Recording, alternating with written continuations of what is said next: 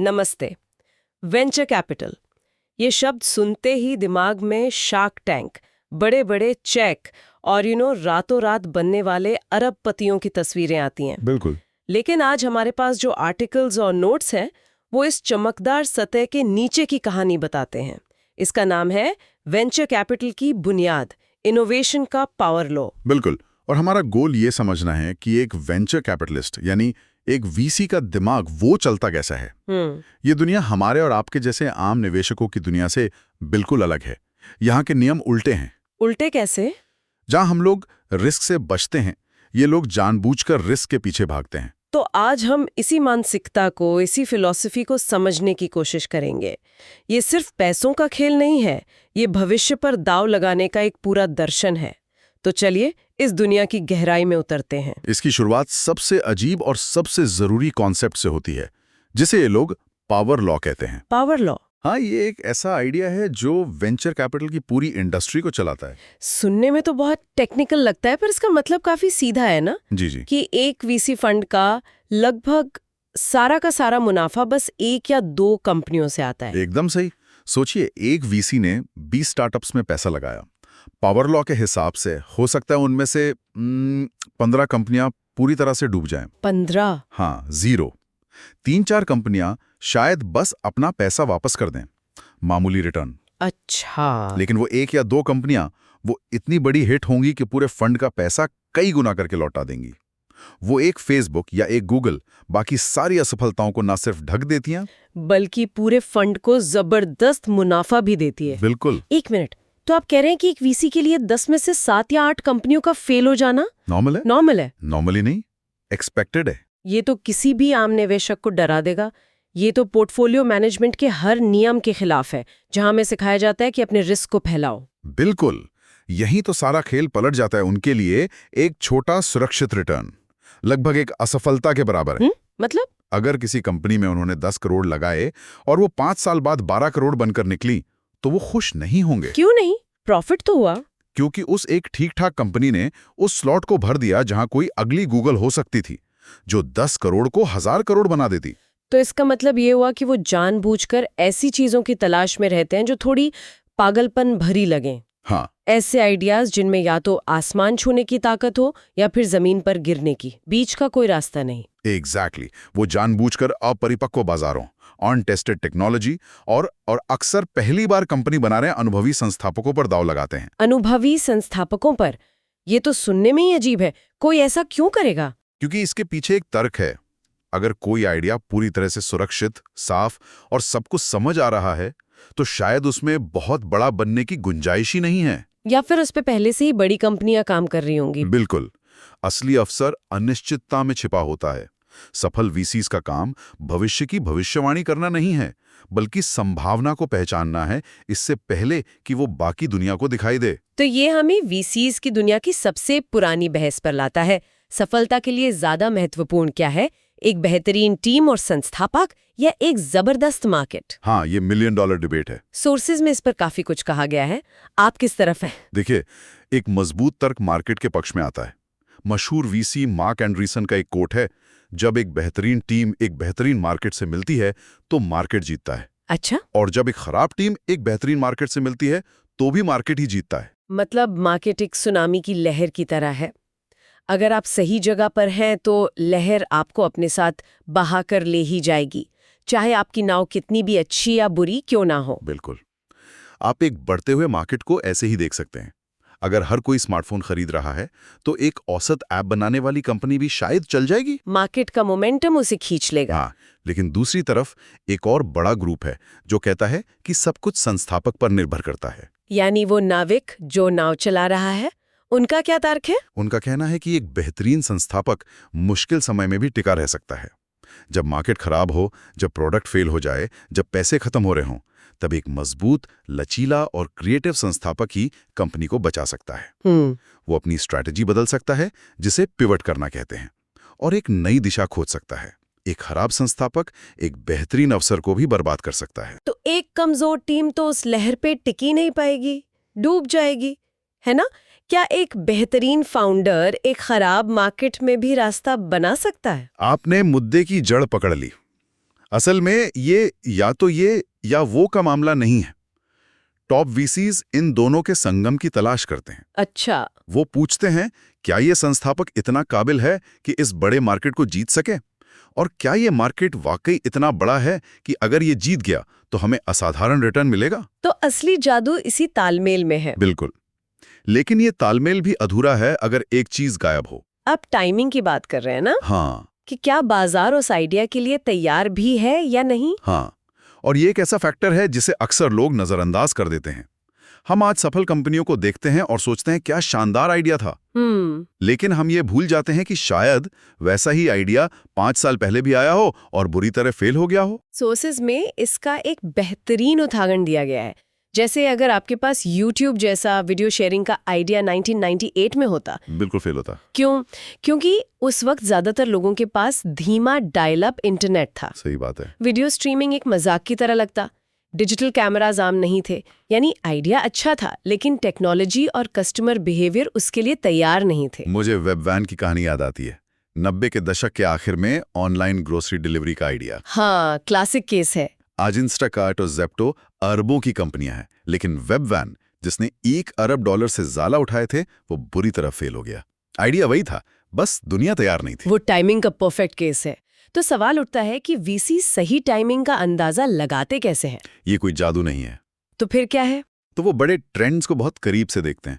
Technology को अपनाने की रफ्तार क्या है, जैसे 5G कितना फैल चुका है, समाज में क्या बदलाव आ रहे हैं, क्या लोग अब ऑनलाइन पेमेंट पर भरोसा करने लगे हैं, क्या सरकार के नियम बदल रहे हैं। तो ये एक तरह से सर्फिंग करने जैसा है। आप लहर बनाते नहीं हैं, आप बस सही लहर को उसके बनने से थोड़ा पहले पहचानने की कोशिश करते हैं। क्या खूब कहा, बिल्कुल यही। अगर आप बहुत जल्दी हैं तो आपका पैसा और ऊर्जा मार्केट के तैयार होने से पहले ही खत्म हो जाएगी। और अगर आप देर से आए तो कंपटीशन इतना बढ़ चुका होगा कि जीतना मुश्किल हो जाएगा। वीसीज का काम उस जादुई पल को पहचानना है जब टेक्नोलॉजी, बाजार और उपभोक्ता तीनों एक आइडिया के लिए एक साथ तैयार हों। ठीक है, तो मान लीजिए एक वीसी को एक बेहतरीन संस्थापक मिल गया, एक बड़ा मार्केट दिख गया और टाइमिंग भी सही लग रही है। उसने पैसा लगा दिया, चेक साइन हो गया। अब क्या? बहुत लोग सोचते होंगे कि वीसी का काम यहीं खत्म। और ये सबसे बड़ी गलतफहमी है। पैसा देना तो बस रिश्ते की शुरुआत है, असली काम तो उसके बाद शुरू होता है। वो सिर्फ एक बैंक नहीं है, वो एक पार्टनर बन जाते हैं। हमारे नोट्स में उनकी कई भूमिकाओं के बारे में बताया गया है। पहली है एक सलाहकार। हाँ, एक मेंटोर की तरह। उनके पास दर्जनों कंपनियों को बनते और बिगड़ते देखने का अनुभव होता है। वो जानते हैं कि शुरुआती दिनों में क्या आम गलतियां होती हैं। जैसे? तो वो संस्थापक को बता सकते हैं, देखो अभी सेल्स टीम पर पैसा खर्च मत करो, पहले प्रोडक्ट को और बेहतर बनाओ। ये सलाह लाखों डॉलर बचा सकती है। दूसरा रोल है टैलेंट कनेक्टर। ये बहुत दिलचस्प है और बहुत जरूरी भी।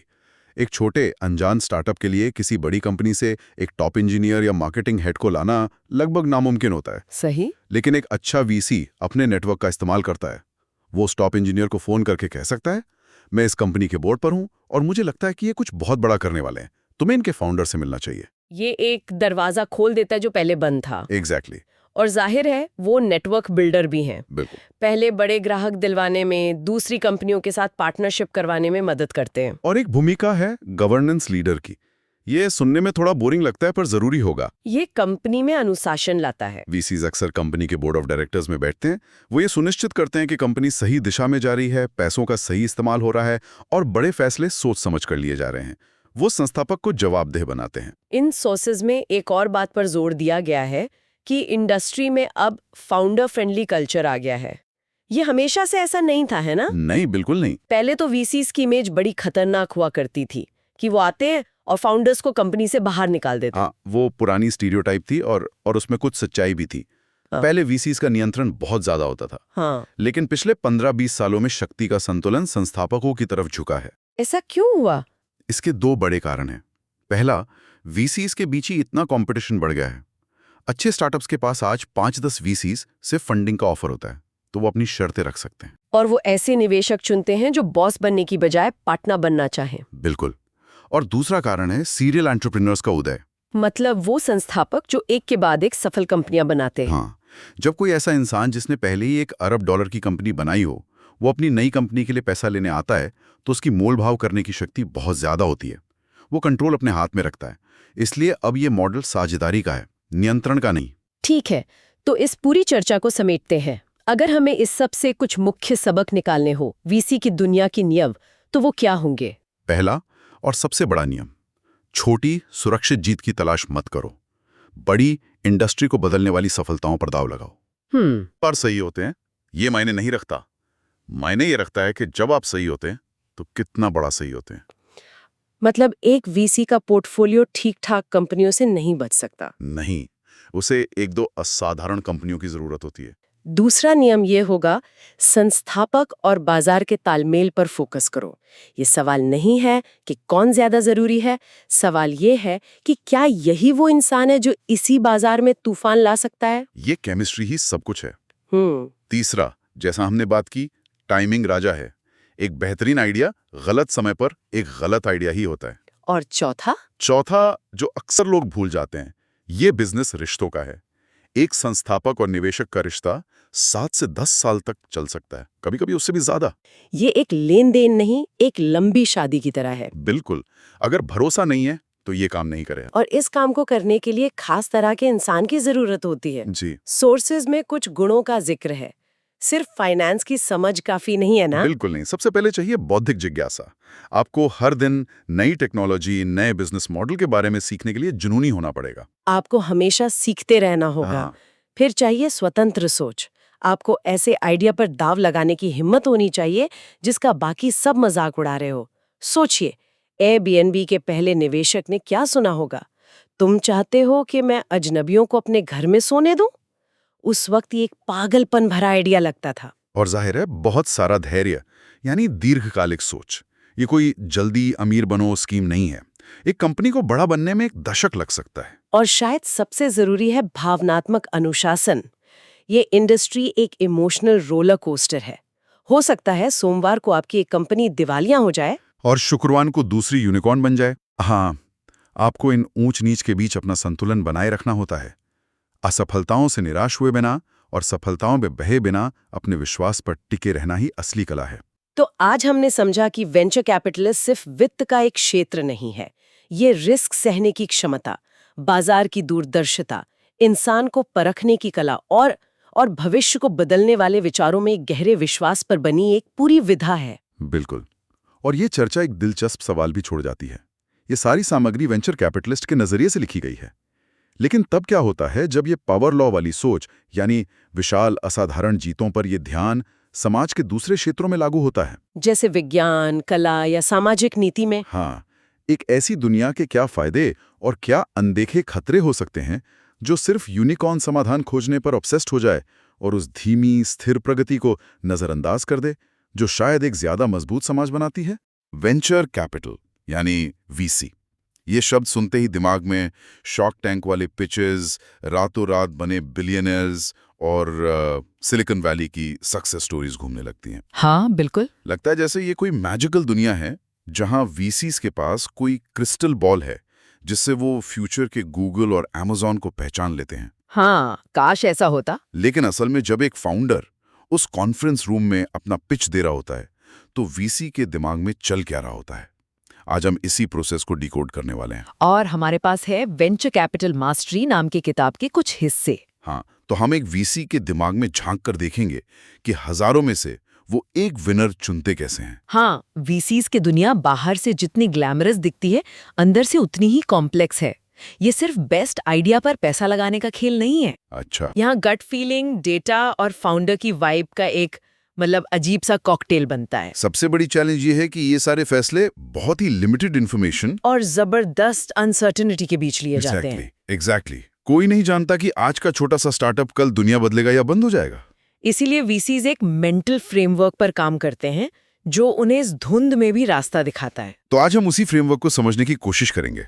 ये सफर शुरू होगा उस मोमेंट से जब फाउंडर कमरे में घुसता है और खत्म होगा उस चेक पर जो शायद कभी लिखा ही ना जाए।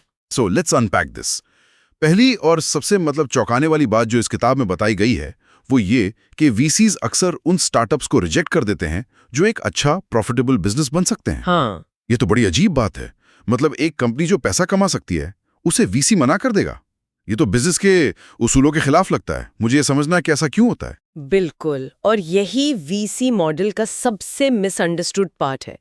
इसे ऐसे समझिए, एक वीसी एक फिल्म प्रोड्यूसर की तरह है जो 10 फिल्में बना रहा है। ठीक है। उसे पता है कि 7-8 फिल्में शायद चलेंगी नहीं, 1-2 शायद अपनी लागत निकाल लेंगी, लेकिन वो उस एक ब्लॉकबस्टर की तलाश में है। अच्छा। जो इतनी कमाई करेगी कि बाकी 9 फिल्मों के नुकसान को भी कवर कर लें और स्टूडियो को मालामाल कर दे। समझ गया। इसीलिए वो एक अच्छी छोटी आर्ट हाउस फिल्म में पैसा नहीं लगाएंगे, भले वो कितनी भी अच्छी क्यों ना हो। उन्हें तो अगली अवतार या बाहुबली चाहिए। तो एक ठीक-ठाक चलने वाला प्रॉफिटेबल बिजनेस, उनके लिए वो आर्ट हाउस फिल्म है। बिल्कुल, अच्छा है, पर उनका मॉडल सपोर्ट नहीं करता। वाह, ये एनालॉजी तो ब्रिलियंट है। मतलब अच्छा होना काफी नहीं है, ब्लॉकबस्टर पोटेंशियल होना जरूरी है। हाँ, और ये पोटेंशियल, ये असाधारण क्षमता अक्सर आइडिया से नहीं आती, बल्कि उससे बनाने वाले इंसान से आती है। यहीं पर फाउंडर की इंपॉर्टेंस शुरू होती है। सही बात है। किताब में एक लाइन है, एक मजबूत संस्थापक एक कमजोर आइडिया को ठीक कर सकता है,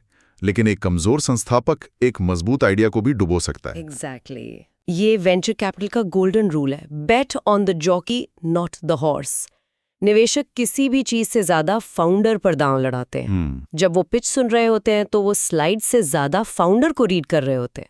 वो कुछ खास क्वालिटीज ढूंढते हैं। जैसे कि पहला है विजन और मार्केट इनसाइट। क्या इस फाउंडर को प्रॉब्लम की इतनी गहरी समझ है जो दूसरों को नहीं है? क्या वो सिर्फ एक प्रोडक्ट नहीं बल्कि एक फ्यूचर देख रहा है? और दूसरा शायद ये होगा कि क्या वो विजन को हकीकत में बदल भी सकता है या नहीं। बातें तो कोई भी कर सकता है। सही पकड़ा। दूसरा गुण है एग्जीक्यूशन कैपेबिलिटी। क्या इस फाउंडर में वो दम है कि वो एक वर्ल्ड क्लास टीम बना सके, प्रोडक्ट को टाइम पर लॉन्च कर सके, और जब चीजें गड़बड़ हो? हाँ, यहाँ उनका पास्ट रिकॉर्ड, उनके पिछले प्रोजेक्ट्स, ये सब बहुत मैटर करता है। उन्होंने पहले क्या बनाया, कैसे बनाया। लेकिन स्टार्टअप की दुनिया तो अनप्रेडिक्टेबल है। प्लान ए तो शायद ही कभी काम करता है, तो सिर्फ एग्जीक्यूट करने की क्षमता से तो काम नहीं चलेगा। और यहीं पर तीसरा और शायद सबसे इंपॉर्टेंट गुण आता है, अडेप्टेबिलिटी एंड लर्निंग स्पीड। अच्छा। वीसीज जानते हैं कि स्टार्टअप का ओरिजिनल बिजनेस प्लान 6 महीने में बदल जाएगा। इसलिए वो ऐसे फाउंडर्स ढूंढते हैं जो फीडबैक को ईगो पर नहीं लेते, जो डेटा के हिसाब से अपनी डायरेक्शन बदल सकते हैं, यानी पाइवेट कर सकते हैं, और जो अपनी गलतियों से रॉकेट की स्पीड से सीखते हैं। और आखिर में आता है पैशन एंड रेजिलियंस। ये सफर सालों का है और इसमें सैकड़ों ना और दर्जनों फेलियर्स होंगे।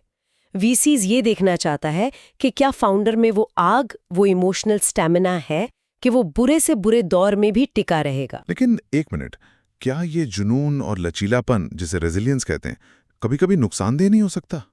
ये बहुत ही शानदार सवाल है। मैंने ऐसे फाउंडर्स के बारे में सुना है जो इतने जुनूनी होते हैं कि वो ये देख ही नहीं पाते कि उनका आइडिया काम नहीं कर रहा है, और वो कंपनी को डुबो देते हैं। हाँ, होता है। एक वीसी इस जिद और जुनून में फर्क कैसे करता है? और यहीं पर साइंस खत्म होती है और आर्ट शुरू होती है। इसका कोई सीधा जवाब नहीं है। वीसी अपनी बातचीत से समझने की कोशिश करता है कि फाउंडर का पैशन प्रॉब्लम को सॉल्व करने के लिए है या अपने सॉल्यूशन के लिए। अच्छा, ये बड़ा सटल पॉइंट है। अगर वो अपनी प्रॉब्लम से ऑब्सेस्ड है तो वो सॉल्यूशन बदलने को तैयार रहेगा। लेकिन अगर वो अपने बनाए हुए ऐप या प्रोडक्ट से ही ऑब्सेस्ड है तो वो शायद वार्निंग साइंस को इग्नोर कर देगा। समझ गया। ये एक बहुत बारीक लाइन है और अनुभवी निवेशक इसी को पकड़ने में माहिर होते हैं। ये फाउंडर के साथ केमिस्ट्री और ट्रस्ट बनाने की भी बात है। आखिर ये 5-10 साल की पार्टनरशिप है, एक शादी की तरह। ओके, तो वीसी ने फाउंडर को देख लिया, उसकी वाइब अच्छी लगी, उसे लगा कि ये इंसान किसी भी तूफान में नाव चला सकता है। लेकिन अगर वो नाव एक छोटे से तालाब में चला रहा है तो वो दूर तक नहीं जा पाएगी, उसे एक समंदर चाहिए, है ना? बिल्कुल। यहीं पर शायद बाजार का आकार यानी मार्केट साइज इतना जरूरी हो जाता है। बिल्कुल। एक बेहतरीन टीम भी एक छोटी या सिकुड़ती हुई मार्केट में फेल हो सकती है। तो वीसी का अगला सवाल होता है, is this market big enough? और बड़ा सा उनका मतलब सिर्फ बड़ा नहीं होता है ना? नहीं, उनका मतलब होता है क्या ये मार्केट अरबों डॉलर का बन सकता है? क्या इसमें इतनी गुंजाइश है कि हमारी कंपनी 100 गुना या 1000 गुना बड़ी हो सके?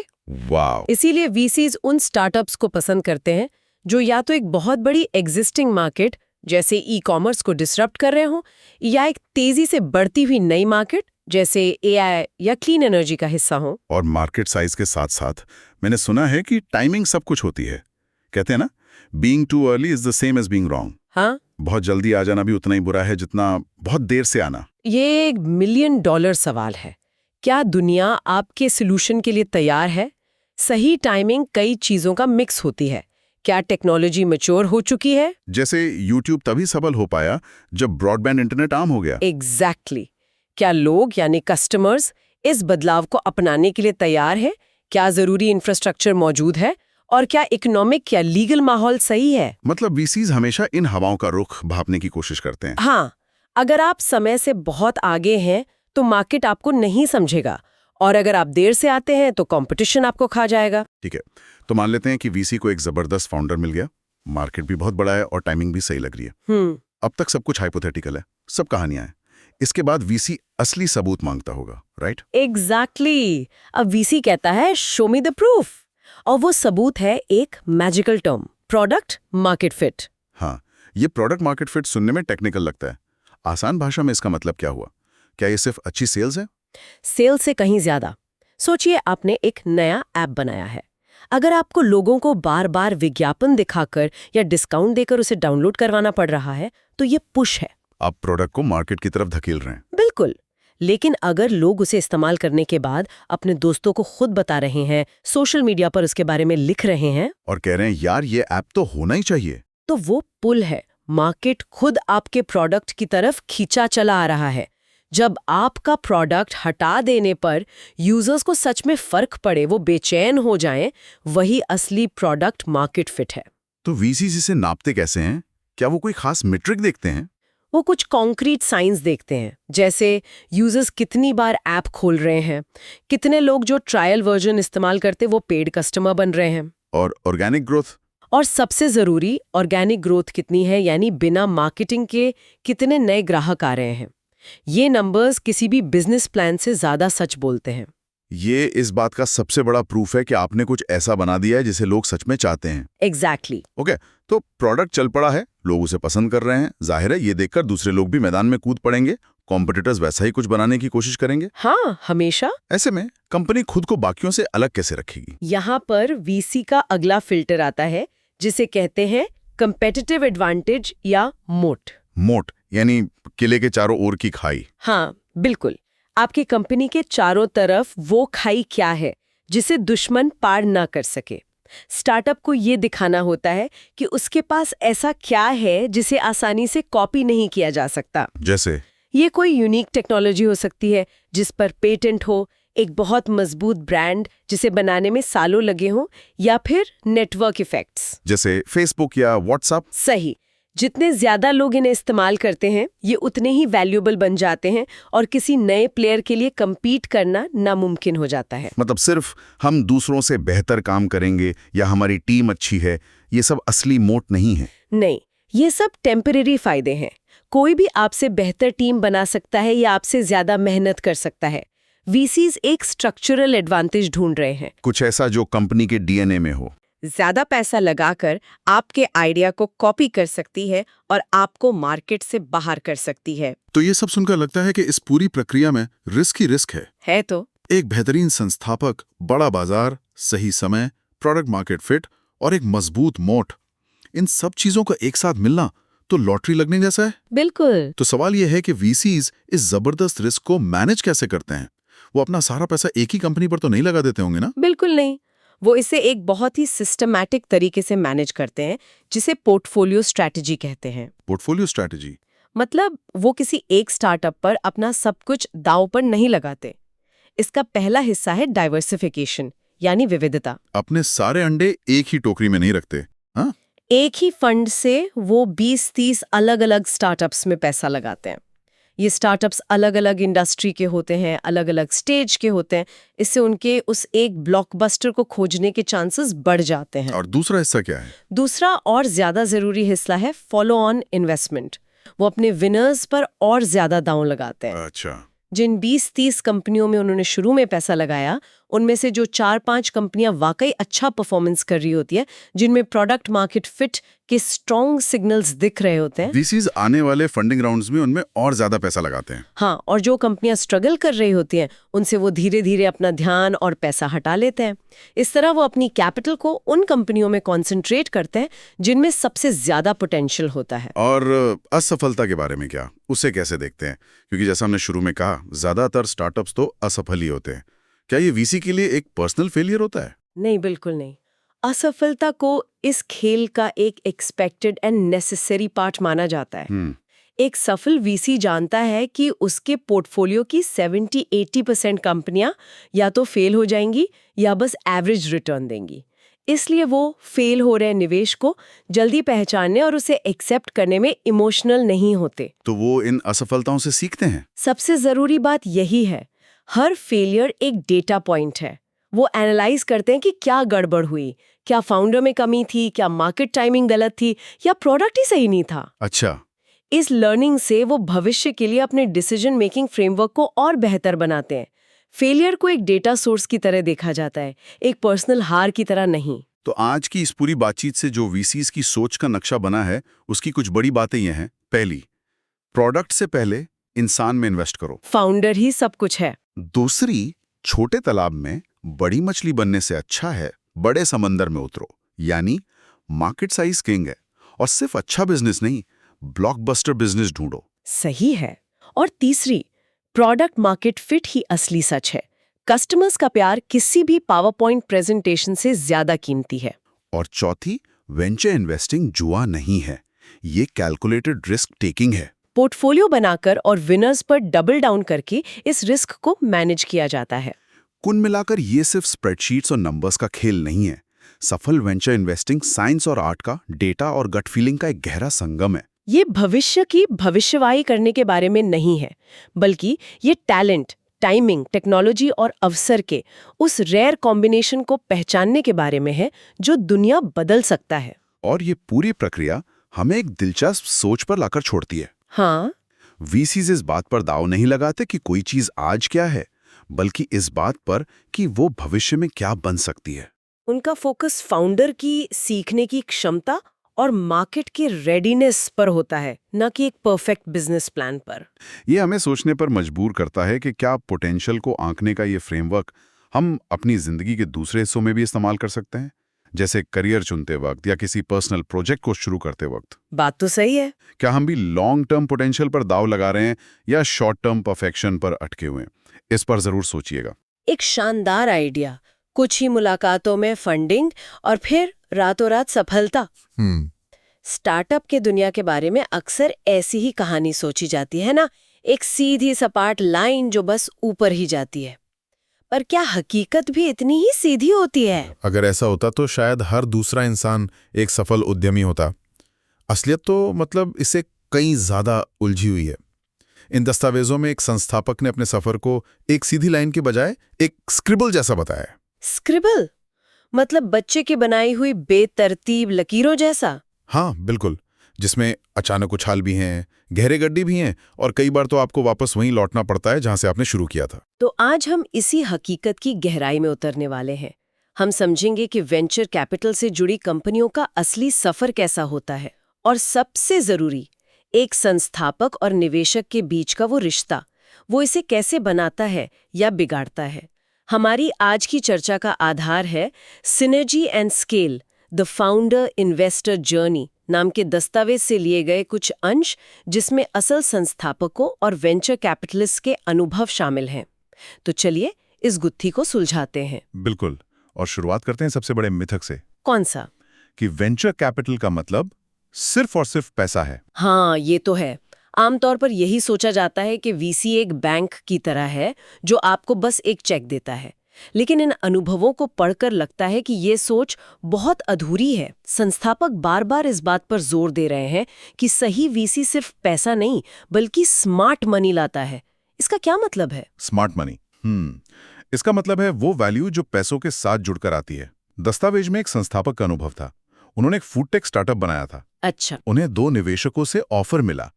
एक सिर्फ पैसा दे रहा था, लेकिन दूसरा निवेशक वो पहले एक बड़ी लॉजिस्टिक्स कंपनी का हेड रह चुका था। ओहो, उस संस्थापक ने दूसरे निवेशक को चुना, भले ही वो थोड़ी कम वैल्यूएशन पर पैसा लगा रहा था। क्यों? क्योंकि वो सिर्फ पैसा नहीं, हाँ, बल्कि इंडस्ट्री का अनुभव और अपना पूरा नेटवर्क साथ ला रहा था। एकदम सही। उस निवेशक ने आते ही अपनी पुरानी कंपनी के साथ उस स्टार्टअप की एक ऐसी डील करवाई जिससे उसकी डिलीवरी की लागत 40% कम हो गई। 40%? हाँ, और इतना ही नहीं, उसने अपने नेटवर्क से 3 और बड़ी रेस्टोरेंट चेन को उनके प्लेटफॉर्म पर ला दिया। अब ये वो चीज थी जो पैसा खुद नहीं कर सकता था। सही बात है। यही है स्मार्ट मनी।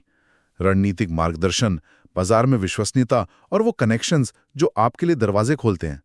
तो ये एक लेन देन नहीं है, ये एक साझेदारी है। लेकिन ये साझेदारी तो बहुत नाजुक भी हो सकती है। हाँ, मतलब जब दो बहुत स्मार्ट महत्वाकांक्षी लोग एक साथ काम करते हैं तो टकराव की गुंजाइश भी उतनी ही होती होगी। बिल्कुल। और भरोसे की बात यहाँ सबसे अहम हो जाती है। इन दस्तावेजों में भरोसे के टूटने के जो किस्से हैं वो सबसे ज्यादा सीखने लायक हैं। भरोसा तब नहीं टूटता जब कंपनी मुश्किल में होती है। तो कब टूटता है? तब टूटता है जब पारदर्शिता खत्म हो जाती है। एक कहानी थी जिसमें एक संस्थापक को पता था कि उनके नए प्रोडक्ट की लॉन्चिंग में 3 महीने की देरी होने वाली है। ओके। उन्होंने सोचा कि बोर्ड मीटिंग में बताने से पहले वो इसे खुद ही ठीक कर लेंगे। और वो इसे ठीक नहीं कर पाई होंगी? नहीं कर पाए। जब 2 महीने बाद उन्होंने बोर्ड को बताया तो निवेशकों का गुस्सा देरी पर नहीं था। तो फिर किस बात पे था? इस बात पर कि उनसे ये बात छुपाई गई। उनका कहना था, अगर आप हमें जल्दी बताते तो हम अपनी दूसरी कंपनियों के अनुभव से आपकी मदद कर सकते थे। लेकिन अब? आपने हमारा भरोसा खो दिया है। और इसके बाद तो सब बदल गया होगा। हाँ, उस एक घटना के बाद बोर्ड का हर सदस्य उनके हर छोटे बड़े फैसले में दखल देने लगा। कंपनी की रफ्तार ही धीमी पड़ गई। ये तो नियंत्रण और आज़ादी के बीच की क्लासिक लड़ाई है। संस्थापक को अपनी कंपनी चलाने की आज़ादी चाहिए और निवेशक वो अपने पैसे को सुरक्षित रखने के लिए नियंत्रण चाहता है। इस तनाव को कैसे संभाला जाता है? एक अच्छी साझेदारी इसी संतुलन को साधने का नाम है। संस्थापकों के अनुभवों को पढ़ते हुए जो सबसे साफ बात निकल कर आई वो यह है कि सबसे अच्छे निवेशक एक कोच की तरह काम करते हैं, बॉस की तरह नहीं। कोच, बॉस नहीं? दिलचस्प है। हाँ, वे संस्थापक को रोजमर्रा के काम और फैसलों की पूरी आजादी देते हैं। बोर्ड मीटिंग का इस्तेमाल सिर्फ बड़ी रणनीतियों पर सलाह देने के लिए होता है। जैसे नए बाजार में घुसना या किसी बड़ी कंपनी को खरीदना। वे ये नहीं बताते कि वेबसाइट का बटन किस रंग का होना चाहिए। ठीक है, तो ऐसा कोच जैसा निवेशक मिलना तो किसी भी संस्थापक के लिए सपने जैसा होगा। लेकिन उस तक पहुंचने का रास्ता, मतलब फंडिंग जुटाने का जो सफर है, वो अपने आप में एक बहुत बड़ी कहानी है। ये सिर्फ एक अच्छी बिजनेस प्लान दिखाने जैसा नहीं है, है ना? बिल्कुल नहीं। ये काफी हद तक रिश्तों और कहानी सुनाने की कला पर निर्भर करता है। वीसी सिर्फ एक्सेल शीट में दिया गए नंबर नहीं देखते। वे संस्थापक के जुनून, उसकी दूर तक देखने की क्षमता में निवेश करते हैं। दस्तावेज में एक वीसी ने लिखा है कि वो हर मीटिंग में खुद से एक सवाल पूछते हैं। क्या सवाल? क्या ये वो इंसान है जिसके साथ मैं अगले 10 साल तक हर हफ्ते मुश्किल समस्याओं पर बात करना चाहूंगा? वाह, ये कहानी सुनाने वाली बात दिलचस्प है। क्या इसका मतलब ये है कि एक ठीक-ठाक आइडिया वाला अच्छा कहानीकार हाँ, एक शानदार आइडिया वाले बुरे कहानीकार से ज्यादा आसानी से फंडिंग उठा सकता है? वीसी किस चीज पर दाव लगाते हैं, आइडिया पर या इंसान पर? एक बेहतरीन सवाल है और ज्यादातर अनुभवी वीसी कहेंगे कि वे इंसान पर दांव लगाते हैं। इंसान पर? हाँ, क्योंकि एक अच्छा आइडिया तो कोई भी कॉपी कर सकता है, लेकिन एक बेहतरीन टीम बनाना और मुश्किलों से लड़ते रहना, यह सिर्फ एक मजबूत संस्थापक ही कर सकता है। और कहानी सुनाने का मतलब सिर्फ अच्छी बातें करना नहीं है। इसका मतलब है 4 सवालों का ठोस जवाब देना। कौन से 4 सवाल? पहला, आप जो समस्या हल कर रहे हैं वो असल में कितनी बड़ी और जरूरी है? दूसरा, आपका समाधान बाजार में मौजूद चीजों से 10 गुना बेहतर क्यों है? ठीक है। तीसरा, आपकी टीम ये काम करने के लिए सबसे सही क्यों है? और चौथा, आप अगले 5-10 सालों में इस कंपनी को कहाँ देखते हैं? वे सिर्फ एक प्रोडक्ट नहीं, एक बड़ा सपना खरीदना चाहते हैं। और जब कहानी काम कर जाती है और निवेशक पैसा लगाने को तैयार हो जाता है, तब आती है टर्म शीट। नए संस्थापक अक्सर सिर्फ एक नंबर पर अटक जाते हैं, वैल्यूएशन। लेकिन दस्तावेज बताते हैं कि ये एक बहुत बड़ी गलती हो सकती है। हाँ, ये तो एक क्लासिक जाल है। एक ऊंची वैल्यूएशन कागज पर बहुत अच्छी लग सकती है, लेकिन अगर उसके साथ जुड़ी शर्तें खराब हैं तो वो संस्थापक के लिए भविष्य में बहुत बड़ी मुसीबत बन सकती है। जैसे एक शर्त होती है लिक्विडेशन प्रेफरेंस। इसका मतलब है कि कंपनी बिकने पर पहला पैसा निवेशक को मिलेगा। अगर किसी निवेशक ने बहुत आक्रामक शर्तें रखी हैं, तो हो सकता है कि 100 करोड़ की एग्जिट में संस्थापक के हाथ कुछ भी न लगे। सब कुछ निवेशक ले जाएगा। बिल्कुल। तो अनुभवी संस्थापक सिर्फ वैल्यूएशन नहीं देखते, वो देखते हैं कि क्या निवेशक उनकी सोच से मेल खाता है। क्या वो सिर्फ 3 साल में पैसा निकालकर जाना चाहता है, या वो 10 साल की लंबी पारी खेलने को तैयार है? और क्या उसका नेटवर्क भी काम का है? हाँ, क्या उसके पास वो नेटवर्क है जिसकी कंपनी को जरूरत है? कई बार थोड़ी कम वैल्यूएशन पर एक अच्छा पार्टनर चुनना ज्यादा वैल्यूएशन पर एक गलत पार्टनर चुनने से लाखों गुना बेहतर होता है। तो मान लीजिए फंडिंग मिल गई, एक अच्छा पार्टनर भी मिल गया। अब आता है असली काम, कंपनी को बड़ा करना, यानी स्केल करना। स्रोत कहते हैं कि यह बदलाव संस्थापकों के लिए सबसे मुश्किल दौरों में से एक होता है। क्यों? क्योंकि जो आदतें आपको 10 लोगों की टीम चलाने में सफल बनाती हैं, वही आदतें 100 लोगों की टीम चलाने में आपकी सबसे बड़ी दुश्मन बन जाती हैं। अच्छा। शुरुआती दिनों में संस्थापक ही सब कुछ होता है। वो प्रोडक्ट बनाता है, सेल्स कॉल करता है और शायद ऑफिस का बल्ब भी खुद ही बदलता है।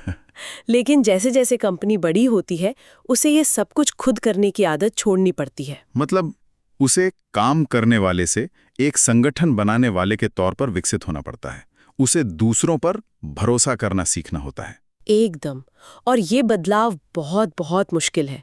दस्तावेज में एक संस्थापक ने लिखा है कि उनके लिए सबसे बड़ा चैलेंज ये स्वीकार करना था कि कोई और उनसे बेहतर सेल्स टीम बना सकता है, या कोई और उनसे बेहतर मार्केटिंग कर सकता है। इस सफर में सबसे जरूरी चीज है सही लोगों को काम पर रखना। सफल संस्थापक हमेशा उन लोगों को चुनते हैं जो उनसे ज्यादा होशियार हों और जिन्हें काम करने के लिए पूरी आजादी दी जा सके। हायरिंग की बात पर एक बहुत ही चौंकाने वाला किस्सा था, जिसमें एक संस्थापक ने बताया कि एक गलत हायरिंग ने उनकी कंपनी को लगभग डुबा ही दिया था। हाँ, वो सेल्स वाले का किस्सा। उन्होंने सिर्फ सेल्स के शानदार नंबर देखकर एक वाइस प्रेसिडेंट को हायर कर लिया था। और वो आदमी सेल्स में अच्छा नहीं निकला? नहीं, सेल्स में तो वो बहुत अच्छा था, लेकिन उसका काम करने का तरीका बहुत आक्रामक और अकेला था। वो अपनी टीम के साथ जानकारी साझा नहीं करता था और दूसरी टीमों को नीचा दिखाता था। ओह, ये तो बहुत टॉक्सिक माहौल बन गया होगा। बहुत ज्यादा। 6 महीने के अंदर उनकी सबसे अच्छी प्रोडक्ट टीम के 5 लोगों ने इस्तीफा दे दिया। कंपनी का कल्चर इतना खराब हो गया कि इनोवेशन ही रुक गया। तब उस संस्थापक ने सीखा कि सिर्फ स्किल देखकर और कल्चर को नजरअंदाज करके हायरिंग करना कितना खतरनाक हो सकता है। और यही कल्चर तो कंपनी की नींव रखता है। लेकिन जब कंपनी रॉकेट की रफ्तार से बढ़ रही हो, तो इन चीजों पर ध्यान देना मुश्किल नहीं होता? सब कुछ तो टूट रहा होता होगा। बिल्कुल। तेजी से विकास के साथ ऑपरेशनल मुश्किलें तो आती ही हैं। आपका सर्वर क्रैश होने लगता है, कस्टमर सपोर्ट जवाब नहीं दे पाता, नए शहरों में ऑफिस खोलना एक सिरदर्द बन जाता है। तो ऐसे में क्या करें? यहाँ एक अच्छा वीसी पार्टनर बहुत काम आता है।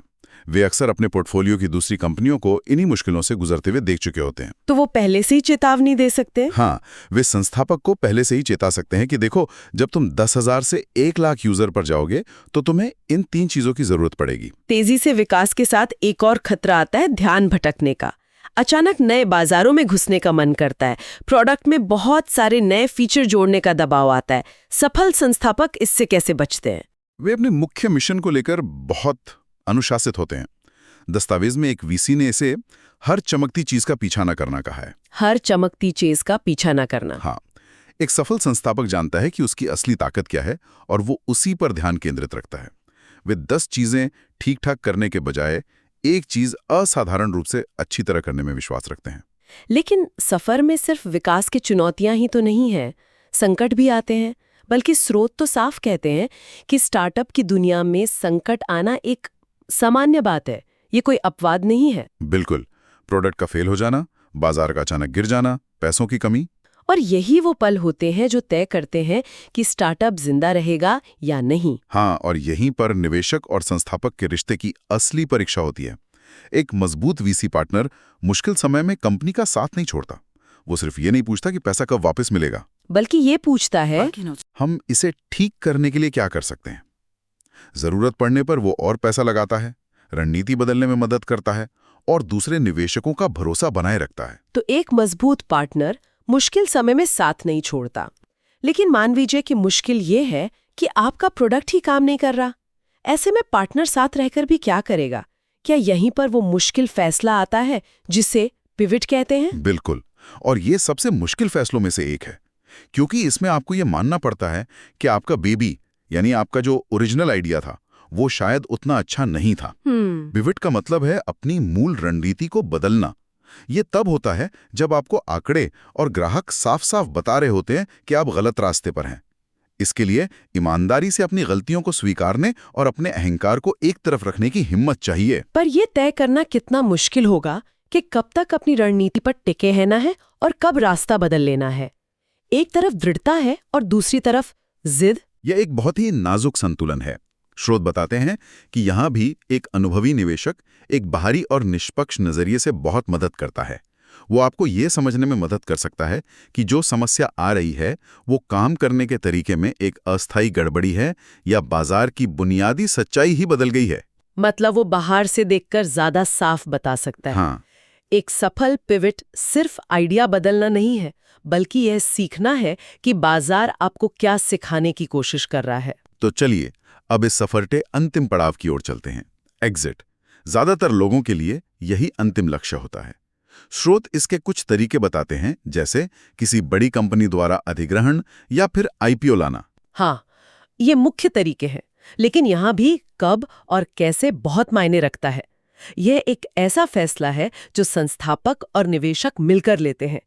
कई बार एक संस्थापक भावनात्मक रूप से कंपनी से जुड़ा होता है और बेचना नहीं चाहता, जबकि निवेशक को लगता है कि यही सही समय है। या इसका उल्टा भी हो सकता है। हाँ, या कभी-कभी निवेशक और पैसा लगाकर कंपनी को और बड़ा बनाना चाहता है, लेकिन संस्थापक शायद थक चुका होता है। तो यहाँ भी तालमेल बहुत जरूरी है। जल्दबाजी में कोई छोटा फायदा उठाने की बजाय लंबी अवधि में सबसे ज्यादा वैल्यू कैसे मिले, इस पर एक राय बनानी पड़ती है। बिल्कुल। एक सफल एग्जिट सिर्फ एक अच्छा वित्तीय परिणाम नहीं है, बल्कि यह है उस लंबी यात्रा का एक सम्मानजनक अंत है। इस पूरी चर्चा को समेटते हुए अगर हम सफल स्टार्टअप्स में कुछ सामान्य पैटर्न देखें तो वो क्या हैं? इन सभी अनुभवों को निचोड़कर अगर एक या दो मुख्य बातें निकालनी हो तो वो क्या होंगी? दस्तावेजों में दो बातें बार बार सामने आती हैं। पहली, संस्थापक का अपनी समस्या को हल करने को लेकर जुनून। जो लोग सिर्फ पैसा कमाने के लिए स्टार्टअप बनाते हैं वे पहली बड़ी मुश्किल आते ही हार मान लेते हैं। लेकिन जो अपनी समस्या से गहरे तौर पर जुड़े होते हैं वे लड़ते रहते हैं। और दूसरी बात है सीखने की क्षमता। सीखने की क्षमता। हाँ, बाजार बदलता है, तकनीक बदलती है, ग्राहक बदलते हैं। सबसे सफल संस्थापक वो होते हैं जो लगातार सीखते रहते हैं और जरूरत पड़ने पर खुद को और अपनी कंपनी को बदलने के लिए तैयार रहते हैं। और वो आम गलतियां जिनसे हर हाल में बचना चाहिए। सबसे बड़ी गलती शायद यही है कि आप अपने निवेशक को सिर्फ एक एटीएम मशीन समझें। उनकी सलाह और अनुभव को नजरअंदाज करना, उनसे बुरी खबरें छुपाना और ये सोचना कि आप सब कुछ अकेले कर सकते हैं, ये असफलता का सीधा रास्ता है। हाँ, और दूसरी बड़ी गलती है अपने शुरुआती कल्चर को हल्के में लेना। पहले 10-20 कर्मचारी ही आपकी कंपनी का डीएनए तय करते हैं। तो आज हमने एक स्टार्टअप के शुरुआती अनिश्चितता भरे दिनों से लेकर एक निवेशक के साथ मजबूत साझेदारी बनाने, कंपनी को बड़ा करने और संकटों से जूझने तक के पूरे सफर को समझा। यह एक बेहद जटिल लेकिन सीखने वाला सफर है, जिसमें हर कदम पर मानवीय रिश्ते और भरोसा केंद्र में रहता है। ये एक दूसरे का साथ देने का है। यहाँ एक दिलचस्प सवाल सोचने के लिए रह जाता है। स्रोत बताते हैं कि उद्यमिता का ये सफर संस्थापकों को व्यक्तिगत रूप से बदल देता है। वे ज्यादा लचीले, रणनीतिक और जोखिम लेने में माहिर हो जाते हैं। कई लोग बाद में खुद निवेशक या मेंटोर बन जाते हैं। तो सोचने वाली बात यह है कि एक सफल संस्थापक के लिए असली एग्जिट क्या है? कंपनी को बेचना या उस अनुभव को ज्ञान में बदलना जो उद्यमियों की अगली पीढ़ी को प्रेरित करे?